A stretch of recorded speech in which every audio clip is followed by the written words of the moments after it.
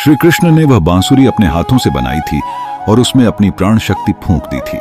लेकिन उसके पीछे एक कहानी छिपी हुई है कि वह बांसुरी कैसे बनी। यह लड़की कोई और नहीं बल्कि स्वयं श्री कृष्ण की प्रिय राधा रानी थीं, जिन्होंने पहली बार श्री कृष्ण को देखकर अपनी आंखें खोली थीं। जब राधा ने श्री कृष्ण को पहली बार देखा तो वह उनकी छवि में खो गईं। इंद्रदेव को लगा कि उनका अपमान हुआ है। वह अत्यंत क्रोधित हो गए।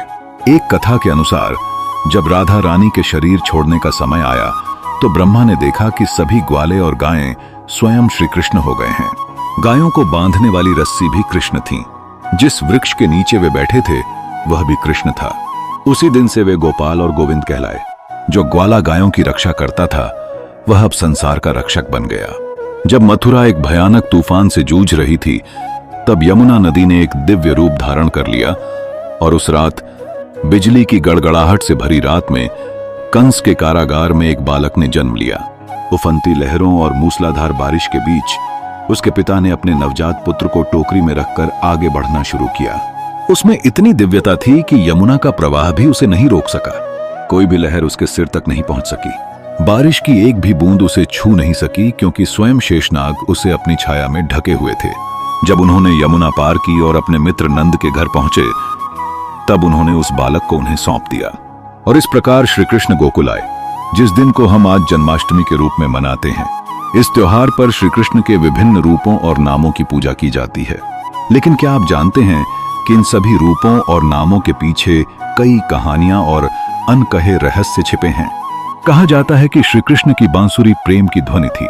जब भी वे बांसुरी बजाते थे मनुष्य, पशु, पेड़, पौधे, पूरी प्रकृति उस मधुर स्वर में खो जाती थी। लेकिन उन्होंने यह बांसुरी कैसे बनाई, इसके पीछे भी एक कथा है। एक दिन श्री कृष्ण को लगा कि उन्हें एक बांसुरी की आवश्यकता है। वे अपने बगीचे में गए और उसे ढूंढने लगे, लेकिन उन्हें उचित सामग्री नहीं मिल रही थी। फिर वे एक बांस के पेड़ के पास खड़े हुए और बोले, मैं तुमसे एक बांसुरी बनाना चाहता हूं, लेकिन इसके लिए मुझे तुम्हें काटना पड़ेगा। तुम्हारे शरीर में छेद करने पड़ेंगे। तुम्हें बहुत पीड़ा होगी और तुम्हारी पहचान भी खो जाएगी। तब बांस का पेड़ बोला, मेरी पहचान आपसे है प्रभु। आप मुझे जो भी रूप देंगे मैं उसे स्वीकार करूंगा। श्री कृष्ण ने उस बांस से बांसुरी बनाई और उसमें अपने प्राण फूंक दिए।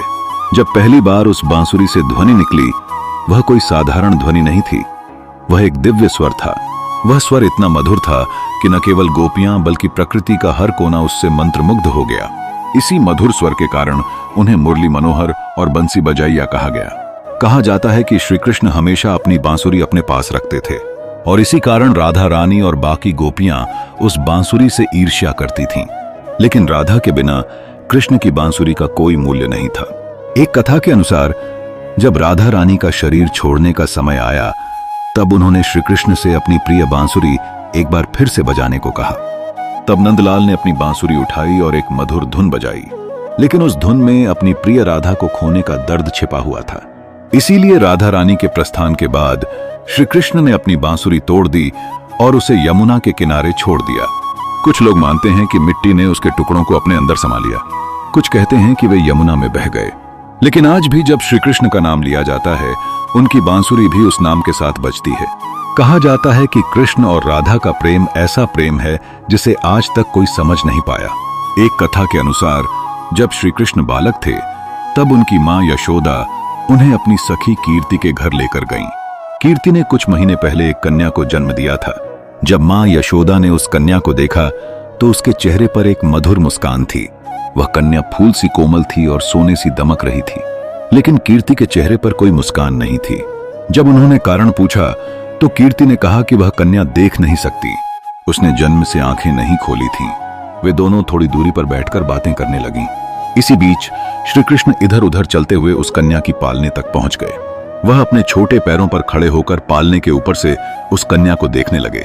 कुछ समय बाद जब मां यशोदा कीर्ति से विदा ले रही थीं, तब उन्होंने देखा कि वह कन्या मुस्कुरा रही थी और उसकी आंखें खुली थीं। वह कन्या कोई और नहीं बल्कि श्री कृष्ण की प्रिय राधा रानी थी, जिन्होंने कृष्ण को देखकर अपनी आंखें खोली थीं।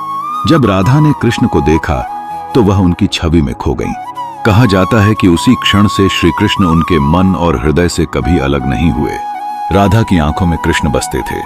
राधा कहती थी, मैं कृष्ण में रहती हूं और वे मुझ में, कोई इसे बदल नहीं सकता। वे हमेशा मेरी आंखों में हैं। और राधा का कृष्ण से संबंध भी अलग था। राधा पूरी तरह कृष्ण को समर्पित थी और कृष्ण के लिए राधा उनका एक अंश थी। इसीलिए आज हम उनका नाम एक साथ लेते हैं, राधा कृष्ण। न राधा और कृष्ण बल्कि राधा कृष्ण। राधा के बिना कृष्ण अधूरे हैं और कृष्ण के बिना राधा का कोई अर्थ नहीं।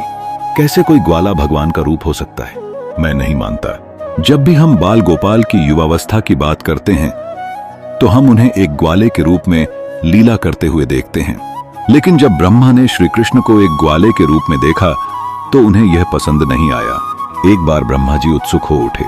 वे देखना चाहते थे कि विष्णु का यह 8वां अवतार कैसा है। जब वे पृथ्वी पर आए तो उन्होंने देखा कि कुछ ग्वाले अपने गायों को चराते हुए मधुर बांसुरी की धुन में खोए हुए हैं। भगवान का रूप हमेशा एक महान ऋषि, योद्धा या शक्तिशाली राजा के रूप में देखा जाता है, लेकिन यह तो एक साधारण ग्वाला है। यह भगवान का अवतार कैसे हो सकता है? ब्रह्मा जी ने श्री कृष्ण की परीक्षा लेनी चाहिए। उन्होंने श्री कृष्ण के सभी साथियों और गायों को वहां से गायब कर दिया और उन्हें ब्रह्मलोक ले गए। हजारों वर्षों तक ऐसा ही चलता रहा। फिर ब्रह्मा जी जब धरती पर लौटे तो उन्होंने वही दृश्य देखा। श्री कृष्ण, उनके साथी, उनकी गायें, सब कुछ वैसा ही था जैसा पहले था। लेकिन ये सब तो ब्रह्मलोक में है, यह कैसे संभव है? अब श्री कृष्ण ने उन्हें सत्य दिखाया। ब्रह्मा ने देखा कि वे सभी ग्वाले, वे सभी गायें, सब श्री कृष्ण हैं। गायों को बांधने वाली रस्सी भी श्री कृष्ण है। जिस वृक्ष के नीचे वे बैठे थे वह भी श्री कृष्ण है। चारों ओर सब कुछ श्री कृष्ण ही है। तब ब्रह्मा को समझ आया कि यह ग्वाला कोई साधारण मनुष्य नहीं है, बल्कि स्वयं भगवान विष्णु का अवतार है। उन्होंने श्री कृष्ण से क्षमा मांगी और उनके सभी साथियों को वापस किया। श्री कृष्ण का यह रूप गोपाल कहलाता है, जो गायों की रक्षा करता है। लेकिन शीघ्र ही एक घटना हुई जिससे यह नाम एक नए अर्थ में देखा जाने लगा। हर वर्ष गोकुल के लोग इंद्रदेव की पूजा करते थे ताकि उनके गांव में अच्छी वर्षा हो और खेती सफल हो। लेकिन एक दिन कृष्ण ने अपने पिता नंद महाराज से पूछा, हम इंद्रदेव की पूजा क्यों करते हैं? वर्षा तो प्रकृति का नियम है, खेती तो हमारे कर्म और मेहनत का फल है। यह गोवर्धन पर्वत जो हमें अन्न देता है, हमें इसकी पूजा करनी चाहिए। नंद महाराज और गांव वालों को यह बात सही लगी। उन्होंने इंद्रदेव की जगह गोवर्धन पर्वत की पूजा करने का निर्णय लिया। कई प्रकार के व्यंजन बनाए गए और ब्राह्मणों को भोजन कराया गया। लेकिन इंद्रदेव को यह अपमान लगा। वह अत्यंत क्रोधित हो गए। अचानक काले बादल गोवर्धन पर्वत के ऊपर मंडराने लगे। तेज आंधी और भारी वर्षा होने लगी। गोकुलवासी डर गए। सभी पशु पक्षी और लोग श्री कृष्ण के पास सहायता के लिए आए। श्री कृष्ण ने समझ लिया कि यह इंद्र का अहंकार है। वे मुस्कुराए। उन्होंने गांव वालों से कहा, अपनी आंखें बंद करो। कुछ ही क्षणों में वर्षा रुक गई। सबने आंखें खोली तो देखा कि श्री कृष्ण अपनी छोटी उंगली पर गोवर्धन पर्वत उठाए खड़े हैं। अगले 7 दिनों तक उन्होंने पर्वत उठाए रखा और सभी को इंद्र के क्रोध से बचाया। अंत में इंद्र को अपनी भूल का एहसास हुआ। उन्होंने मौसम को ठीक किया और श्री कृष्ण से क्षमा मांगी। तब से श्री कृष्ण गोपाल से गोविंद बन गए।